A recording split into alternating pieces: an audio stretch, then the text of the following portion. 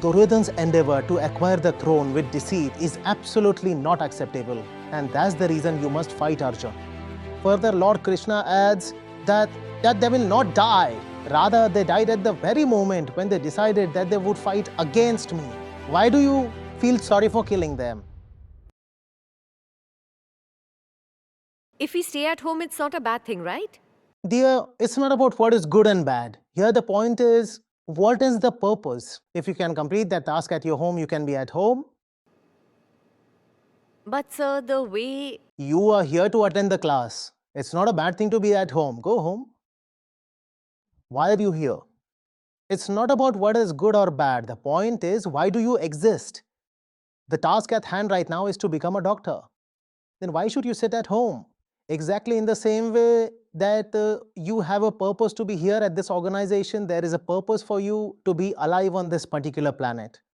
It is very clearly understood by all that since you are at the campus, you are here for some purpose. But we have never been taught about the fact that since you are on this particular planet over here, you have to fulfill certain duties.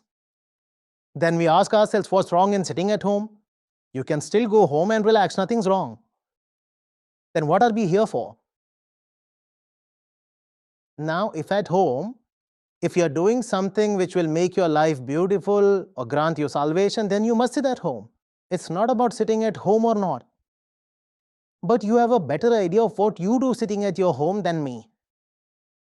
I mean those who sit at home, and I'm not talking about exceptions. There will always be 5 exceptions out of 1,000. But those 995 people out of 1,000 who are sitting at home, what are they doing? Tell me, what are they doing? Can't you see that by making them sit at home, what have you done to the consciousness of women? Just watch those advertisements on the television, which are made by targeting the women only. Those advertisements are created on the assumptions that the people whom we are catering to don't have an IQ more than 40. By making the women sit at home, we have made them useless and redundant. We told them that your job is to make parathas. And many of them don't even cook parathas these days, because with the evolving economy across the world, even that job is done by somebody else.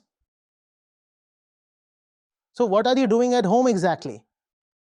I will extend my full support to you if you're doing something extraordinary sitting at home. But you people only tell me very honestly. I don't want to force you into saying something, but what do most people do sitting at home? Please let me know. I am with you if you're preparing for entrance exam sitting at your home. But please tell me what exactly you're doing throughout the day at your home. Then someone will have to sweep the floor. Huh? Someone will need to clean the house. Why do you want to become a doctor? Someone has to be a ward boy too. For sure. Then become a ward boy. Why are you here?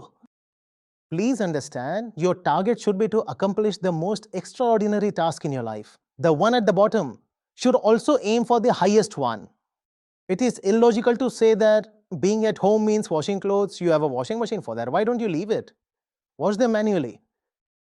All the technologies are available because you can allot your time to all those things which are much more important, so that you are able to complete the task of the highest order. That's why you are here, and that's why the technology is here.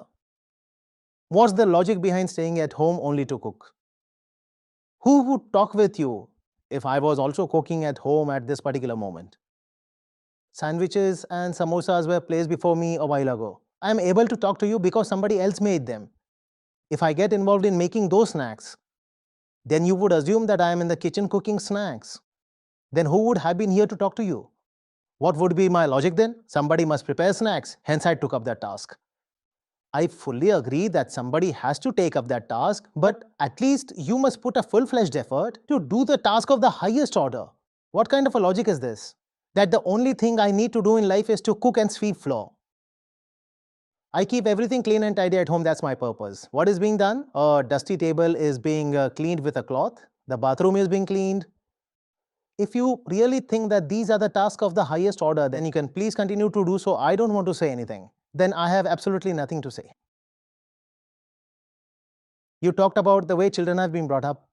Now tell me something. When you admit your child in a particular school, what is the What is the exact thought behind it? Even if you are admitting him to a play school, he's very young, he's not even 3 years old. So which are the things that you keep in your mind? You will not randomly admit them anywhere, will you? You take care of a lot of things, don't you?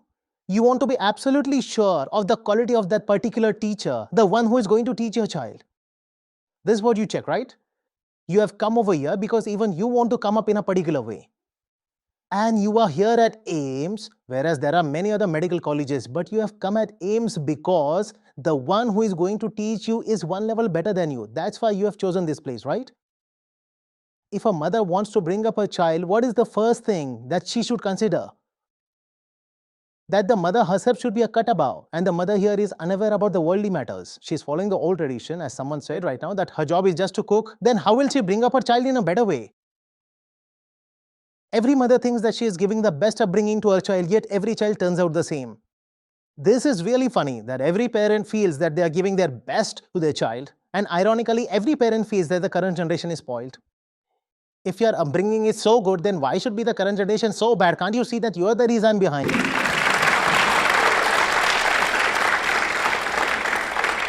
And the reason behind this generation getting spoiled is the parents who call themselves as the first gurus, their own assumptions. They are actually pretty ordinary. Mothers have a great impact on their children. If the mother's personality is defective, if the mother herself is not enlightened, then she cannot give a good upbringing to her child. A child doesn't need to be with his mother 24 hours a day for a better upbringing. They normally say, who will look after the child if the mother is away? What do you mean by looking after? The child is happier when the mom is away from home. The child doesn't want to be looked after. The child has a problem, and that is your overcautious approach. When you're looking after the child, what exactly are you doing? When you're with your child, you are forcing all your prejudices on your child. You are forcing all your scrambled, useless, and illogical thoughts on your child. Is this really going to be good for your child? Come on, let me know. Now you tell me, if the parents are giving the best upbringing to their children, why is our society in a state as it is right now? But the parents are very proud about their upbringing. They find absolutely no fault in themselves. We just want to bring up our children. How can you give a good upbringing to your children without rectifying yourself? But there will be a dent in their ego if they accept that they have a problem within themselves. So we maintain that we are all right. The child needs to be rectified. Now that's the problem. You being all right is a problem. And how did this happen? If you would have been right, why would this problem arise? No. The problem was with the neighbor and he spoiled him.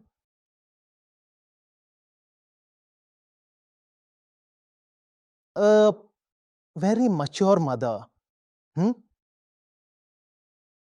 only she can take her children to some really great heights.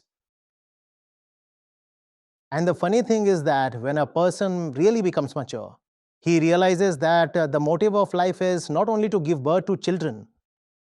And the most unfortunate thing is that the more the people are confused, the more they think that they are here to expand their family. Things become worse over there.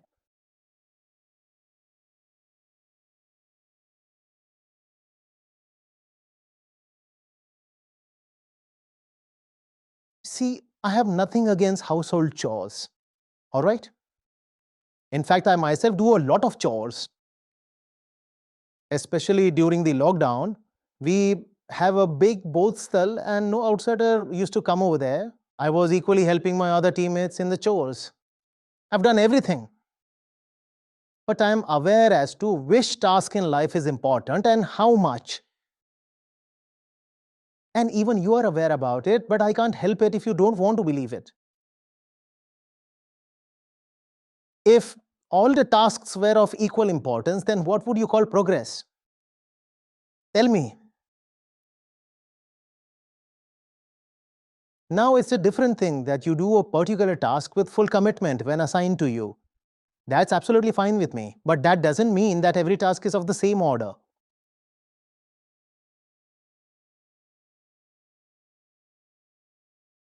Suppose you're the 12th man on the cricket ground. The only thing left to you is to take drinks on the ground and stay committed to it.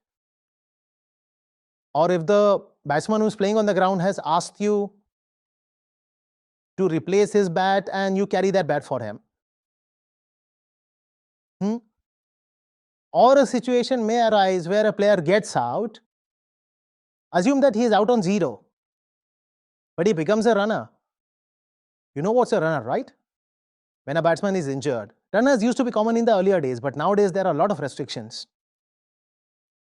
But did you learn to play cricket just to become a runner?